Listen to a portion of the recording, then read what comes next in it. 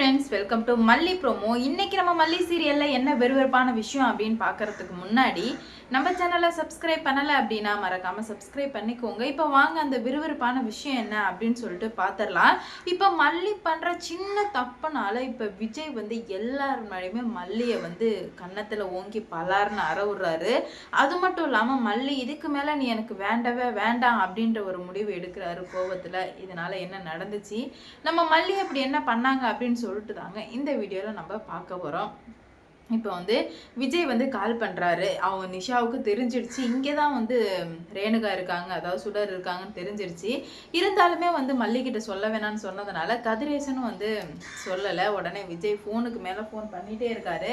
மல்லி வந்து எடுக்கவே இல்லை. ஏன்னா வந்து அந்த அண்ணா சொல்லிட்டாங்க, இந்த மாதிரி மல்லி நீ ஃபோனை வந்து அட்டன் பண்ணாத மல்லி, நம்ம வந்து கரெக்டான காரணம் தெரியாதப்போ நம்ம ஃபோனை அட்டன் பண்ண வேணாம் அப்படின்ற மாதிரி சொல்லவுமே மல்லியுமே வந்து ஃபோனை அட்டன் பண்ணலங்க. மல்லியுமே வந்து என்ன பண்ணுறதுனே தெரியாமல் தான் வந்து முடிச்சுட்டு இருக்காங்க. அப்போ தான் வந்து எத்தனை வாட்டி கால் பண்ணாலுமே எடுக்காமல் விஜய்க்கு ரொம்பவே வந்து பதற்றமாயி உடனே கால் பண்ண ஆரம்பிச்சிட்டாங்க கதிரேசனுக்கு. மாமா இந்த மாதிரி மல்லி எங்கே இருக்காங்கன்னு தெரியுமான்னு கேட்கும்போது தெரிலன்னு சொல்லிட்டு இந்த நிஷா கடுகடுன்னு வச்சுறா. நிஷா வேற இன்டைரக்டாக பேசவுமே விஜய்க்கு ரொம்ப வந்து பயம் வருது. ஏதோ தப்பு நடந்திருக்கு, அதனால தான் வந்து இந்த நிஷா இப்படி பேசுகிறா, என்னன்னு தெரியலையே அப்படின்னு சொல்லிட்டு ரொம்ப வந்து பயப்பட ஆரம்பிக்கிறாரு நம்ம விஜய். அவர் வந்து ஏதாவது ஒரு முடிவு பண்ணியே ஆகணுமே, இப்படியே விட்டு வச்சா சரி வராதே, மல்லி ஃபோனை எடுமல்லின்னு சொல்லிட்டு நிறைய டைம் சொல்கிறாரு. ஆனால் வந்து மல்லி எடுக்கவே இல்லை. கடைசியில் வந்து மொபைல் வந்து சுவிட்ச் ஆஃப் ஆகிடுது. ஆனதுமே வந்துட்டு விஜய்க்கு பயம் பதற்றம் தாங்க முடியல. என்னடா இது இப்படி நடந்துட்டுருக்கே அப்படின்னு சொல்லிட்டு இப்போ ரொம்ப பதட்டத்தோடு சுற்றிட்டு இருக்கும்போது அப்போ தான் வந்து வீட்டுக்குள்ளே ரேணுகா இருக்கிறத பார்க்குறாரு.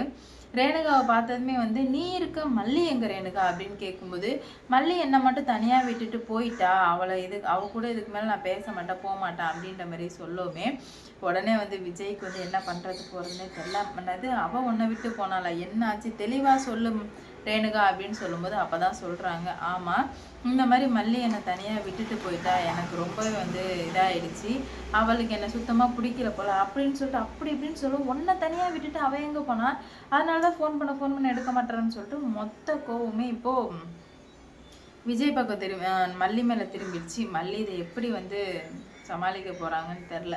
இப்போ மல்லிக்கு மிகப்பெரிய ஒரு பிரச்சனை வந்துடுச்சுங்க. அப்போ தான் வந்து மல்லி என்ன பண்ணுறாங்க அப்படின்னு பார்த்தீங்கன்னா பயங்கரமாக அழுதுகிட்டே வீட்டுக்கு வராங்க. என்ன பண்ணுறதுனே தெரியலையே, இருட்டிடுச்சு, சரி வீட்டுக்கு போயிடலாம். யாருமே வந்து மல்லிக்கு தகவலும் சொல்லவே இல்லை.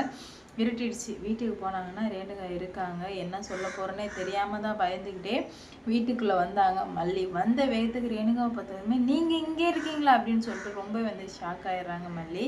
ஆமாம் நீ தான் என்னை விட்டுட்டு போயிட்டல, இதுக்கு மேலே நீ என் கூட பேசாத போவாத அப்படின்ற மாதிரி சொல்லவுமே உடனே என்ன பண்ணுறதுனே தெரியல நம்ம மல்லிக்கு. என்னடா இது இப்படி வந்து சொல்கிறாங்களே அப்படின்னு சொல்லிட்டு உடனே விஜய் வந்து நான் ஏன் ஃபோன் பண்ண நீ எடுக்கல மல்லி, ரீசன் சொல்லு அப்படின்னு கேட்கும்போது அது வந்து விஜய் அப்படின்ற மாதிரியே சொல்லிகிட்டே இருக்கான். மல்லி சொல்லு மல்லி, அப்போது நீ எவ்வளோ பெரிய தப்பு பண்ணாலும் என்கிட்டேருந்து மறைக்கலாம், எஸ்கேப் ஆகலான்னு பார்க்குறியா மல்லி அப்படின்ற மாதிரியே கேட்குறாங்க. அப்படிலாம் இல்லை விஜய் அப்படின்ற மாதிரி சொல்கிறாங்க. அப்புறம் என்ன எனக்கு புரியல அப்படின்ற மாதிரி சண்டை ரொம்ப வந்து பயங்கரமாக ஆகிட்டே இருக்குது. அவங்களுக்கு என்ன பண்ணுறது போகிறதுனே தெரில.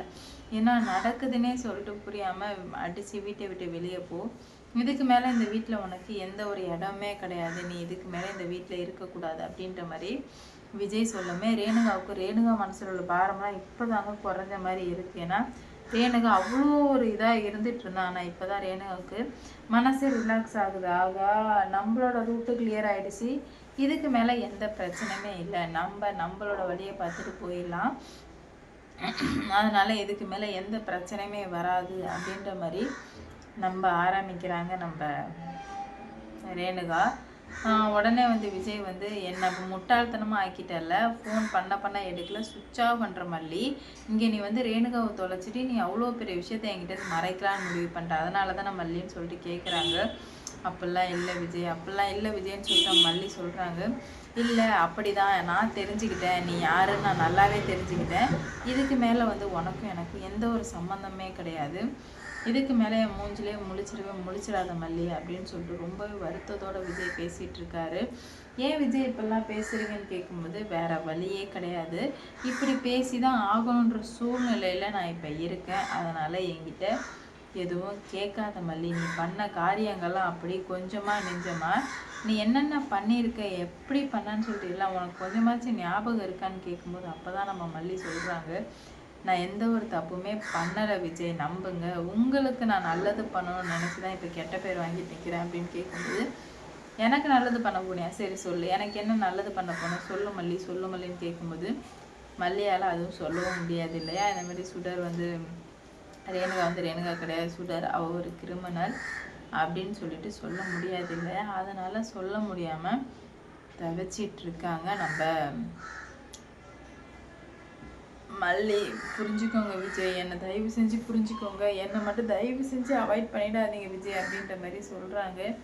இதுக்கு மேலே அவாய்ட் பண்ணுறதுக்கெலாம் ஒன்றுமே இல்லை மல்லி, ஏன்னா ரேணுகா எனக்கு எவ்வளோ பிடிக்கும் அப்படின்னு சொல்லிட்டு உனக்கு நல்லாவே தெரியும், அப்படி இருக்கும்போது நீ வந்துட்டு ரேணுகாவை இந்த மாதிரி ஆக்கிட்டு ஃபோனை அட்டன் பண்ணாமல் இருந்தால் எனக்கு என்ன தோணும் மல்லி, நீ என்னை பற்றி கொஞ்சம் கூட யோசிக்கவே இல்லை மல்லி அப்படின்ற மாதிரி சொல்கிறாங்க.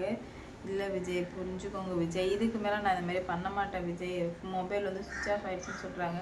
சரி ஓகே, சார்ஜ் இல்லாமல் சுவிட்ச் ஆஃப் ஆகிடுச்சு, ஆனால் அதுக்கு முன்னாடி நான் ஃபோன் பண்ணனே, எதுக்காக மல்லி எடுக்கலை அப்படின்ற மாதிரி விஜய் கேள்வி மேலே கேள்வி கேட்கறதுக்கு சுத்தமாக பதிலே பேச முடியல நம்ம மல்லியால்.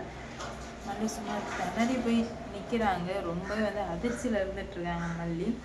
அப்போ தான் நம்ம மல்லி யோசிக்கிறாங்க, இந்த உலகத்தில் எதுக்கு நல்லதுக்கே வந்து காலமே கிடையாது, நம்ம எப்படி இருக்கணுமோ அப்படி இருந்துக்கிறதா நமக்கு நல்லது, கண்டிப்பாக இப்படி நம்ம இருக்கக்கூடாது போகக்கூடாது அப்படின்ற மாதிரி முடிவுக்கு வர்றாங்க.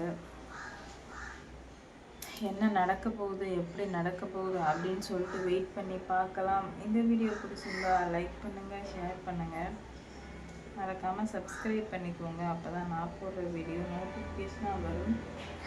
அடுத்தடுத்து என்ன நடக்க போகுதுன்னு சொல்லிட்டு பார்க்கலாங்க. கண்டிப்பாக கூடிய சீக்கிரம் ஒரு முடிவு வரும்னு சொல்லிட்டு நான் நினைக்கிறேன்.